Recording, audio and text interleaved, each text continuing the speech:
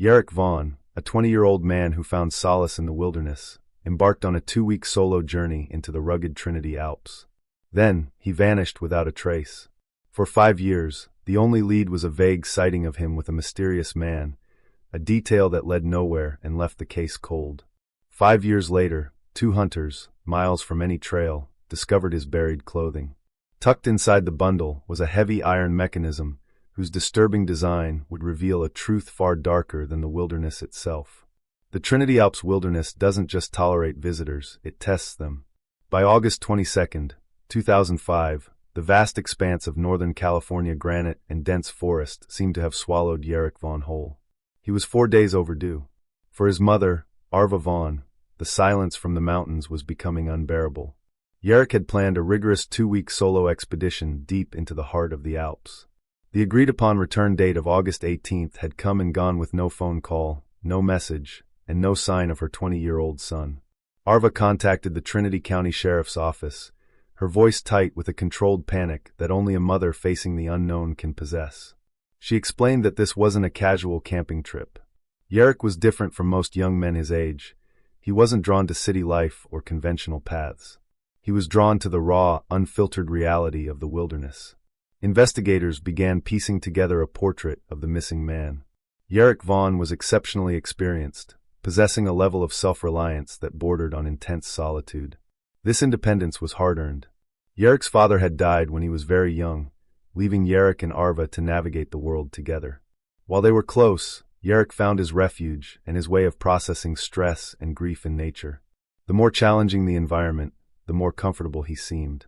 Arva understood this need. She often hiked with him, driven by a lingering maternal worry despite his obvious competence. But Yarik frequently preferred to go alone, relishing the solitude and complete immersion in the mountains, where the only sounds were the wind and the water. This trip to the Trinity Alps was significant. It was intended as a final major challenge, a capstone to his wilderness training before he embarked on an ambitious plan to travel the world solo. When speaking with the sheriff's office, Arva emphasized Yarik's routine. This was crucial context for why she hadn't reported him, missing the moment he was late. Yarik practiced a strict off-grid protocol. Once he entered the deep wilderness, he powered down all electronics. No cell phone, no GPS beacon, nothing that could tether him to the world he was trying to escape. This intentional disconnection, a standard practice for him, initially masked the seriousness of his absence.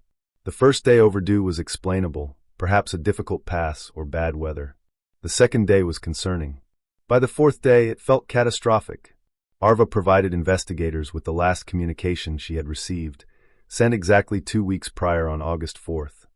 Yarik had reached the edge of a popular trail system, a transition point where the civilized world brushed against the untamed wilderness. He still had a faint cell signal and used it to send a final transmission.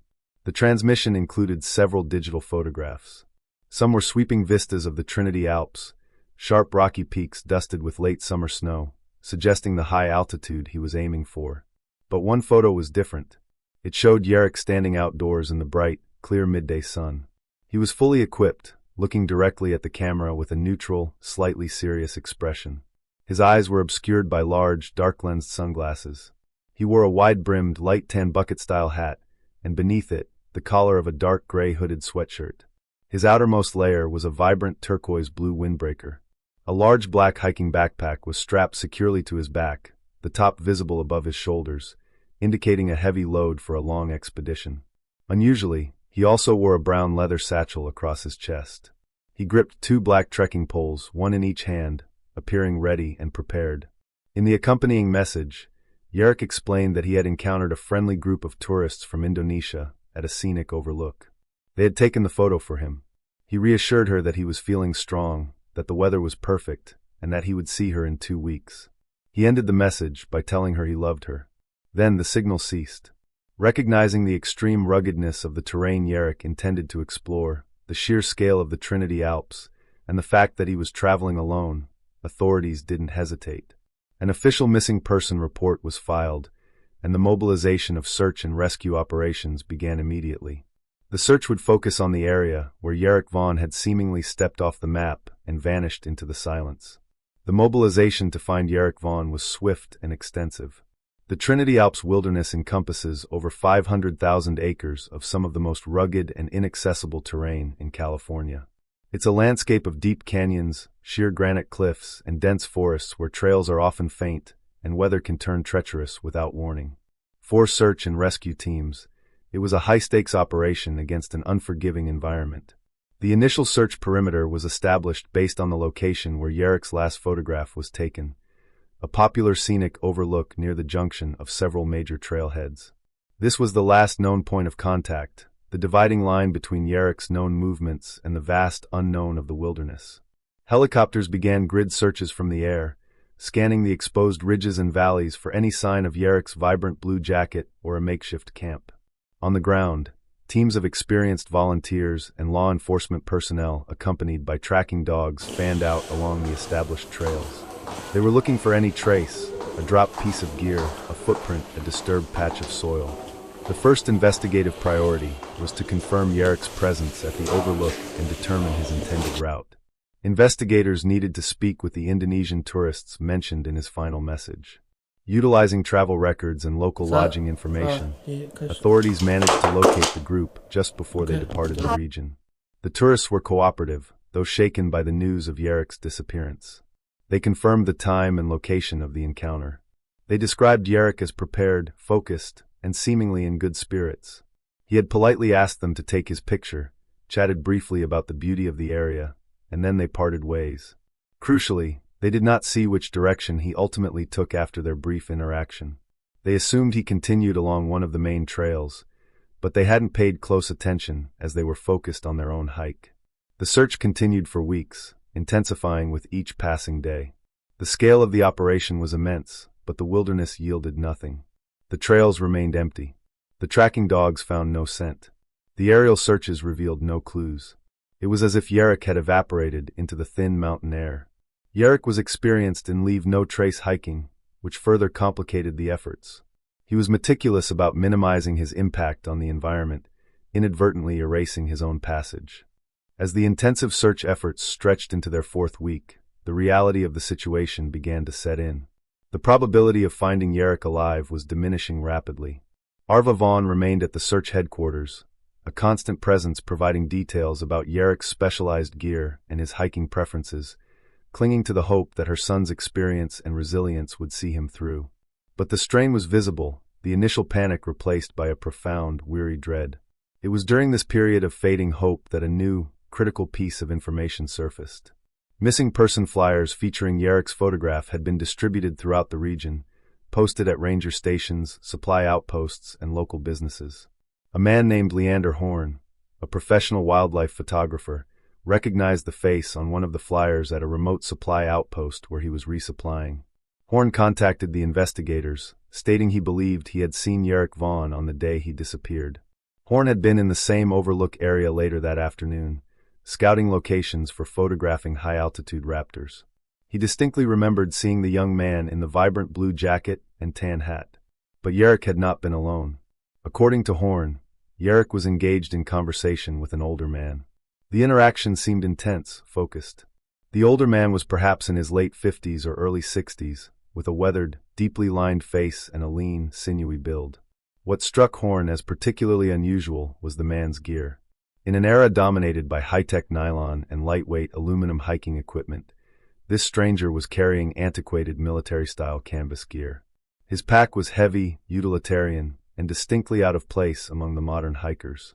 It looked like surplus from a bygone era. Horn observed them from a distance using his telephoto lens, not to pry but to assess the situation.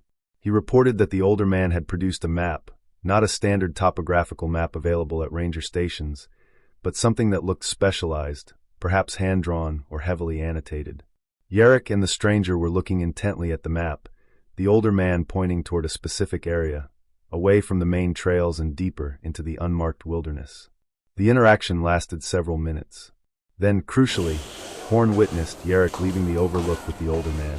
They did not take any of the established trails leading from the overlook. Instead, they headed toward a dense, less-traveled area, walking directly off-trail into the rugged terrain. Horn hadn't thought much of it at the time. He assumed the older man was a local guide, an old-timer with intimate knowledge of the area, showing the younger hiker a shortcut or a point of interest not marked on the standard maps. The interaction didn't appear coercive. Yarik seemed engaged and interested, seemingly trusting the expertise of the older man. But in the context of Yarik's disappearance, this observation took on an unsettling significance. Investigators pressed Horn for more details about the older man. Could he identify him? Did he hear any part of the conversation? Horn couldn't provide a name or any specific details of the conversation. The description was vague: older, weathered military gear. In a region populated by eccentric locals, survivalists, and veterans seeking solitude, this description could fit dozens of individuals. The search efforts were redirected toward the area where Horn had seen the two men depart. This was significantly more challenging terrain, off-trail, and densely wooded.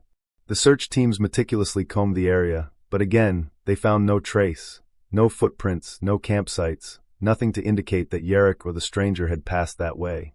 If the older man was skilled in wilderness travel, he could have easily obscured their path.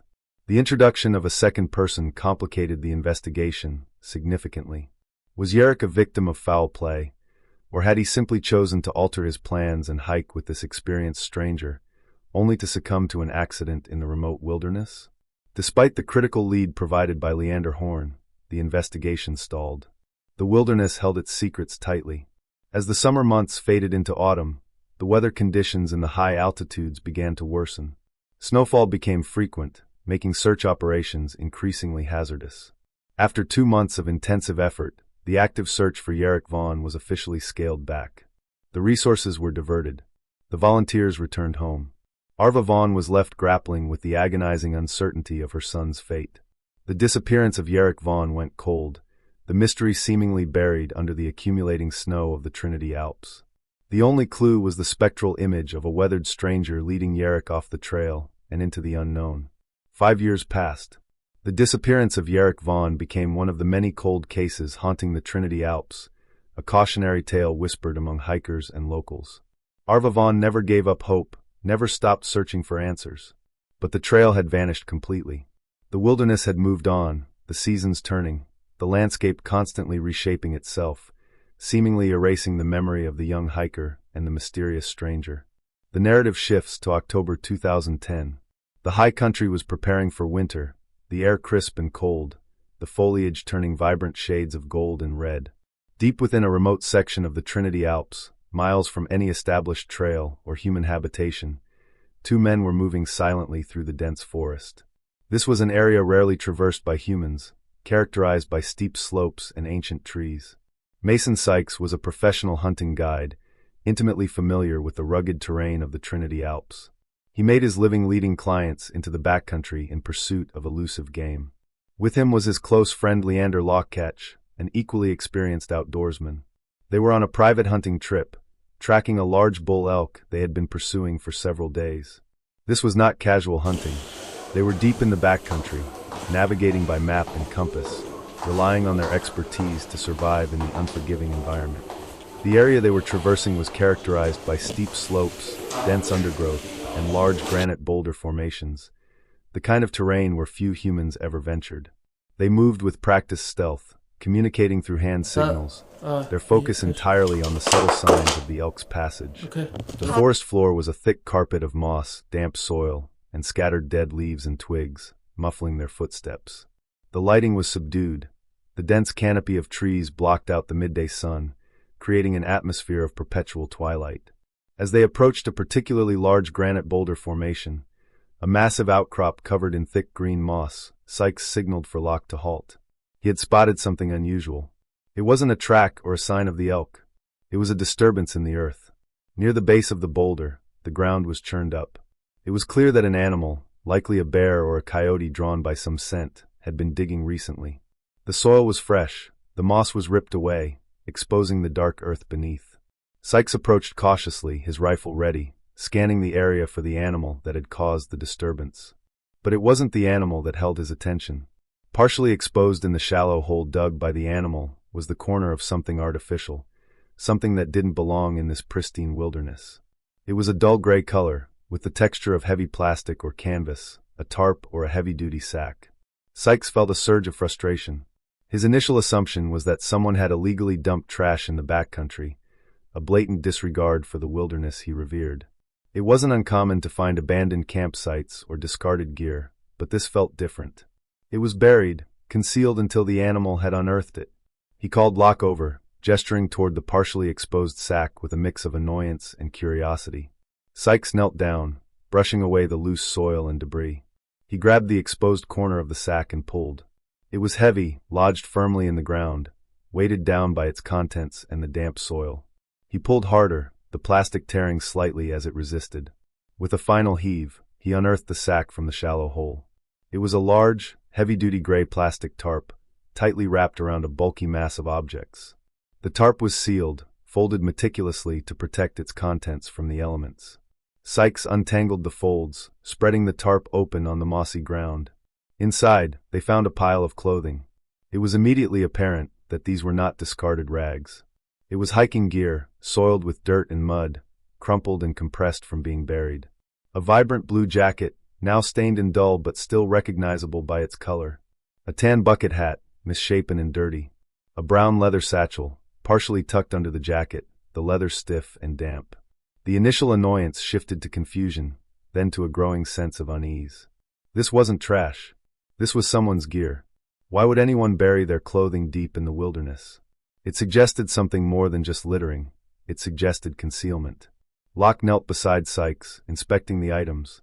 He reached into the pile, sifting through the clothing, looking for any identification or explanation. His hand brushed against something hard and metallic, hidden within the folds of the blue jacket. He pulled it out. It was a heavy, bizarre metallic object. They stared at it, utterly bewildered. It was unlike anything they had ever seen before. The object was about a foot long, heavily rusted, with a mottled brown and orange patina covering its surface. It had a stem-like handle, and at the top, a bulbous structure composed of several metal segments opened in a flower-like shape. The segments were pointed and menacing. Locke turned it over in his hands. It looked ancient, medieval. "What in the world is this?" he muttered, the object feeling cold and heavy in his grasp. Sykes examined the object, his expression grim. The design was intricate, precise, and inherently cruel. He recognized the mechanism, having seen similar devices in historical documentaries. "I don't know," he replied, his voice low, "but it looks like some kind of torture device." The statement hung in the air, heavy and chilling. A torture device buried with a pile of clothing deep in the remote wilderness. It made no sense, yet the implications were terrifying. The disturbing nature of the object immediately altered the atmosphere. The silence of the forest suddenly felt oppressive, threatening. They had heard stories, rumors of strange disappearances, of people vanishing into the mountains, of the dark secrets hidden within the vast wilderness. They stood up, scanning the surrounding area with a new perspective. They were no longer hunters. They were witnesses to something dark and inexplicable. They briefly searched the immediate vicinity, looking for any other disturbed earth, any sign of a larger burial site, a clandestine grave. They found nothing, just the shallow hole where the sack had been buried. The meticulous burial of the clothing and the torture device, but the absence of a body, was profoundly unsettling. It suggested a complex crime scene, a deliberate separation of evidence. Sykes knew they couldn't leave the items there. This was evidence. Evidence of what? They didn't know, but it was significant. They carefully repacked the items into the gray plastic tarp. Their hunting trip was over. They needed to get these findings to the authorities. But they were deep in the backcountry, 3 days of hard hiking from the nearest ranger station. They began the long trek out, the heavy, ominous burden of their discovery, weighing on them far more than the gear in their packs. For 3 days, they hiked through the rugged terrain, the rusted object in Sykes's pack a constant reminder of the darkness they had unearthed. When they finally reached the sheriff's office, exhausted and grim, they delivered the findings, recounting the details of their discovery. They had no idea that the contents of the gray plastic sack were about to crack open a 5-year-old mystery and expose a horror hidden deep within the Trinity Alps. The arrival of the gray plastic sack at the Trinity County Sheriff's Office catalyzed a flurry of activity. The items discovered by Mason Sykes and Leander Locketch were immediately transferred to the forensic lab for processing. The location of the discovery deep in the remote wilderness, combined with the bizarre nature of the contents, suggested a high probability of foul play. The forensic team began the meticulous process of examining the items. The clothing, the blue jacket, the tan hat, the brown leather satchel, was soiled and degraded but remarkably well preserved, considering it had been buried for an indeterminate amount of time. The heavy-duty plastic tarp had effectively sealed the contents, protecting them from the elements and the decomposition process that would have otherwise destroyed them. The first step was to identify the owner of the clothing. The items were photographed and cross-referenced with regional cold cases, searching for any missing persons matching the description of the gear. The vibrant blue jacket was distinctive. It didn't take long for investigators to find a match. They pulled the cold case file for Yarik Vaughn. The photograph taken at the Overlook 5 years earlier was placed side by side with the recovered items. The match was undeniable. The blue jacket, the hat, the unusual brown leather satchel. It was all there. The discovery was a bombshell. Yarik Vaughn's 5-year disappearance ended with the discovery of his clothes deep in the wilderness. The find was chilling. This wasn't an accident, but a burial site. DNA analysis of the jacket collar, hat sweatband, and satchel confirmed the clothes belonged to Yarik, matching samples provided by his mother, Era Vaughn, 5 years prior. The news was a devastating blow for Era, extinguishing her hope that Yarik might still be alive and raising new, agonizing questions. What happened to her son, and why were his clothes buried with a strange, rusted object? While the forensic team processed the clothing, the rusted metal object found by the hunters was sent for expert analysis. It was an archaic, heavy, and intricate device unlike anything investigators had seen. A historian specializing in medieval weaponry quickly identified it as a pair of anguish, a historical torture device designed to be inserted into a victim's orifice and expanded to cause excruciating pain and internal mutilation. The object found with Yarik's clothing was a handcrafted, functional replica. Its segments were expanded, suggesting it had been used. This horrifying discovery transformed the case from a missing persons report into an investigation of extreme, premeditated torture and homicide. The investigation immediately shifted to the discovery site. A team of experts was airlifted to the remote location to search for Yarik's remains. They meticulously combed the area, using ground-penetrating radar and cadaver dogs, but found nothing. No bones, no teeth, no body. The absence of the body was a disturbing anomaly. The killer had carefully buried the clothes and the torture device, suggesting a level of meticulous planning. But why not the victim? The preservation of the items suggested the killer might have intended to retrieve them later. Based on the evidence, investigators developed a chilling profile of the perpetrator. An expert survivalist intimately familiar with the Trinity Alps, meticulous, organized, and possibly forensically aware. The use of the pair of anguish pointed to a disturbing obsession with historical violence and torture, indicating this was a planned crime by a deeply disturbed individual with specific, dark interests. This was the work of a highly dangerous predator. Investigators returned to a 2005 witness statement from a wildlife photographer named Leander Horn, who had seen Yarik leaving the Overlook with an older, weathered man carrying antiquated military gear. This observation, once considered insignificant, now took on critical importance. The stranger's military-style gear and intimate knowledge of the area, indicated by his specialized map, aligned perfectly with the killer's profile. They now had a prime suspect, the ghost of the Trinity Alps. The hunt for this ghost began with a meticulous operation to identify individuals matching the profile and the 2005 description. They focused on small, isolated communities surrounding the Trinity Alps, interviewing locals who were notoriously guarded and suspicious of outsiders. Despite the challenges, a recurring name emerged, Idris Rook. Locals described him as a volatile and intensely private man who would appear in town every few months for temporary work, earning just enough cash to resupply before vanishing back into the mountains. He paid in cash, avoided a paper trail, and fit the physical description provided by Horn. A background check on Idris Rook revealed a history that chillingly aligned with the killer's profile. He was a Cold War veteran with specialized training in psychological operations, interrogation techniques, and survival, evasion, resistance, and escape seer training. His records, though heavily redacted, indicated he was trained to inflict and withstand extreme physical and psychological pressure.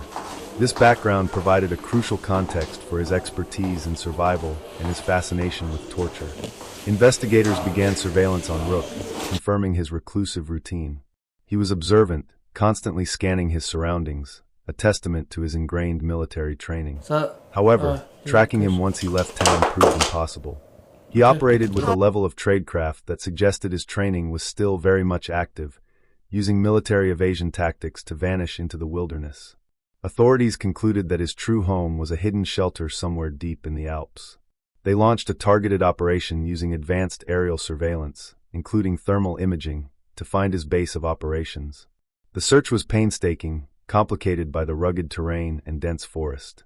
After months, they identified an anomaly, a faint thermal signature from a densely wooded ravine. High-resolution photography revealed a subtle disturbance in the forest canopy, a well-camouflaged cabin built into a hillside, Rook's lair. The discovery of the cabin, along with evidence linking Rook to the crime, provided sufficient probable cause for search warrants. In early 2011, investigators also discovered he rented a storage locker in town. They planned simultaneous raids on the apartment, storage locker, and wilderness cabin to prevent him from destroying evidence. On March 12, 2011, the tactical team stormed the cabin, apprehending Rook without incident. He was calm, composed, and unreadable, exhibiting a chilling calm. Meanwhile, investigators executed the search warrants on the apartment and storage locker. The apartment was nearly empty, but the storage locker was a different story. It held a disturbing collection of items, meticulously organized, detailed human and animal anatomy charts, surgical tools, and meticulously cleaned animal bones, showing signs of precise trauma and experimentation. They also found several other historical torture device replicas similar to the Pair of Anguish and old military manuals detailing Cold War interrogation methods. The storage locker was a repository of Rook's dark obsessions. The scene at the wilderness cabin was even more horrific. It was a workshop dedicated to the systematic exploration of violence. Investigators found extensive evidence of long-term animal torture, including makeshift surgical tables and implements covered in dried blood. Detailed logs, written in cryptic military codes, documented his experiments with chilling clinical detachment. Among the disturbing artifacts were meticulously hand-drawn topographical maps of the surrounding area, annotated with unfamiliar symbols. Rook, a master of evasion and psychological manipulation, maintained his innocence during interrogation. He claimed the torture devices were for historical research and the animal bones were for survival practice. He denied any knowledge of Yarik Vaughn, controlling the narrative and revealing nothing incriminating. Despite the overwhelming circumstantial evidence, investigators faced a significant legal hurdle. They had no direct physical evidence linking Rook to Yarik's murder. With insufficient probable cause, authorities were legally compelled to release him. On March 12, 2011, the tactical team stormed the cabin, apprehending Rook without incident. He was calm, composed, and unreadable, exhibiting a chilling calm. Meanwhile, investigators executed the search warrants on the apartment and storage locker. The apartment was nearly empty, but the storage locker was a different story. It held a disturbing collection of items, meticulously organized, detailed human and animal anatomy charts, surgical tools, and meticulously cleaned animal bones, showing signs of precise trauma and experimentation. They also found several other historical torture device replicas similar to the Pair of Anguish and old military manuals detailing Cold War interrogation methods. The storage locker was a repository of Rook's dark obsessions. The scene at the wilderness cabin was even more horrific. It was a workshop dedicated to the systematic exploration of violence. Investigators found extensive evidence of long-term animal torture, including makeshift surgical tables and implements covered in dried blood. Detailed logs, written in cryptic military codes, documented his experiments with chilling clinical detachment. Among the disturbing artifacts were meticulously hand-drawn topographical maps of the surrounding area, annotated with unfamiliar symbols. Rook, a master of evasion and psychological manipulation, maintained his innocence during interrogation. He claimed the torture devices were for historical research and the animal bones were for survival practice. He denied any knowledge of Yarik Vaughn, controlling the narrative and revealing nothing incriminating. Despite the overwhelming circumstantial evidence, investigators faced a significant legal hurdle. They had no direct physical evidence linking Rook to Yarik's murder. With insufficient probable cause, authorities were legally compelled to release him.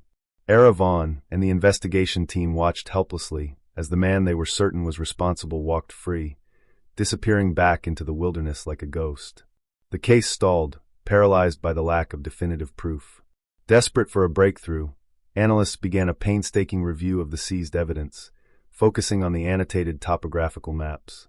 They realized the annotations were not random but deliberate, coded markings. The maps were sent to a specialist in military intelligence and cryptography, who identified the symbols as a modified version of a Cold War-era code used to designate secure locations and record sensitive operations. The specialist deciphered the maps, realizing they were a ledger of Rook's horrors. A cluster of symbols marked a primary disposal site, and the coordinates led to a remote, almost inaccessible ravine. A specialized climbing team was deployed and, after a dangerous search, found human remains wedged deep within a narrow crevice. The remains belonged to Yarik Vaughn. The unique environment of the crevice had partially mummified the body, allowing forensic pathologists to conduct a detailed examination. The injuries were extensive and consistent with the use of the devices found in Rook's possession. Crucially, the preservation of the soft tissue allowed for the recovery of foreign DNA.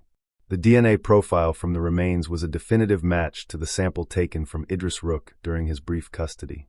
The discovery of Yarik's body and the DNA match provided the irrefutable proof the investigation needed. An arrest warrant was issued, and a massive manhunt was launched. Authorities understood the gravity of the situation. They were hunting a highly trained and dangerous operative on his home turf. After several days of intensive tracking, a tactical team followed a faint trail leading away from Rook's cabin. They found Rook deceased, with a firearm beside him, having died by a self-inflicted gunshot wound. Yarik Vaughn's remains were returned to his mother, providing a grim closure to the 5-year ordeal. The discovery of Rook's coded maps and the horrors in his cabin revealed the full extent of his depravity. The investigation concluded that Rook, twisted by his military service and obsessed with violence, had turned the pristine wilderness of the Trinity Alps into his personal hunting ground. He was a solitary monster who ultimately chose to end his life rather than face justice. Yarik Vaughn finally laid her son to rest in a small cemetery overlooking the mountains he had loved, finding a tragic, final end to her long search for the truth.